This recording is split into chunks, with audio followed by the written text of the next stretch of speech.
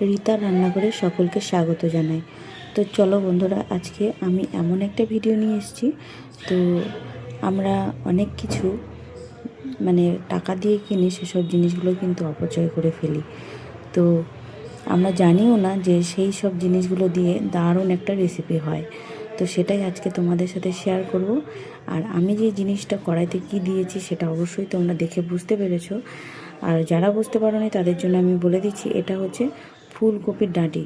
তো এই ফুলকপির ডাঁটিটা দেখো আমি ঝিরিঝিরি করে কেটে নিয়েছি। কেটে আমি হালকা একটু নুন গরম জল দিয়ে ভাপ দিয়ে জলটা ফেলে নিলাম। তার মধ্যে একটু আলু অ্যাড করে দিয়েছি, যেহেতু আমার মেয়েরা আলুটা ভালোবাসে তাই একটু আলু দিয়ে দিলাম।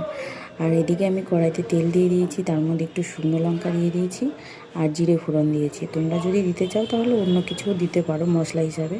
তো আমার কাছে মনে হলো এটা দেওয়াটাই আমার কাছে বেটার মনে হবে, তাই আমি এটা অ্যাড করলাম। আর এখানে দিয়ে দিলাম একটু ডালের বড়ি। তো ডালের বড়িটা দিলে কিন্তু তরকারির স্বাদটা কিন্তু সত্যি অন্যরকম হয়। তো দেখো আমি একটু লাল লাল করে ভেজে নিলাম। ভেজে নেবার পর আমি কিন্তু আমার যেই সবজিটা, যেটা আমরা আর কি ফেলে দিই, তো সেটাই আজকে ফেলে দেওয়া জিনিসটা দিয়ে এত সুন্দর একটা রেসিপি করব, সেটাই আমি তোমাদের মধ্যে শেয়ার করব। তো দেখো আমি এখানে কিন্তু গরম জল দিয়ে ভাপ দিয়ে জলটা ফেলে দিয়েছি। তারপরে যে সবজিটা আমি এর মধ্যে দিয়ে দিলাম। তো এটা কিন্তু বেশ ভালো লাগে খেতে। তোমরা অবশ্যই যারা এখনও খাওনি বাড়িতে অবশ্যই টেস্ট করবে। আর এখানে আমি একটু নুন অ্যাড করলাম আর 1 চামচ হলুদ দিয়ে দিলাম। তো মশলা হিসাবে খুব বেশি জিনিস প্রয়োজন হয় না, তো যেটুকুনি প্রয়োজন সেটুকুনি আমি দিলাম। তো তোমাদের যদি মনে হয় যে ঝাল বেশি খাবে তাহলে ঝাল বেশি দিতে পারো, আর যদি মনে হয় যে না সাধারণভাবে করবো তাহলে সেটা সাধারণভাবেই করা যায়। আমি কিন্তু আমার কিন্তু ভালো লাগে, এবার তোমাদের কেমন লাগবে আমি সেটা জানি না।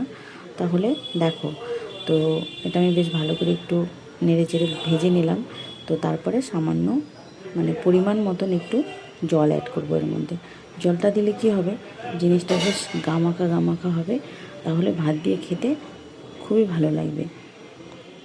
আর তোমরা যদি ভাবো যে না এটা আমি জল বেশি করে দেব, তাহলে সেটাও দিতে পারো।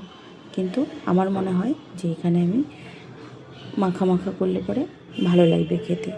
তো এদিকে জলটা অনেকটাই টেনে গিয়েছে। তো তারপর দেখো এর মধ্যে আমি একটু ধনেপাতা অ্যাড করলাম। তো ধনেপাতা তরকারিতে দিলে সেসব তরকারি কিন্তু তার স্বাদটাই অন্যরকম হয়ে যায়। তো আবার অনেকে কিন্তু ধনেপাতা ভালোবাসেও না খেতে। আর ফাইনালি আমার কিন্তু এটা হয়ে গেছে রান্না। তো এখন আমি নামিয়ে নেব। আর গরম গরম ভাত দিয়ে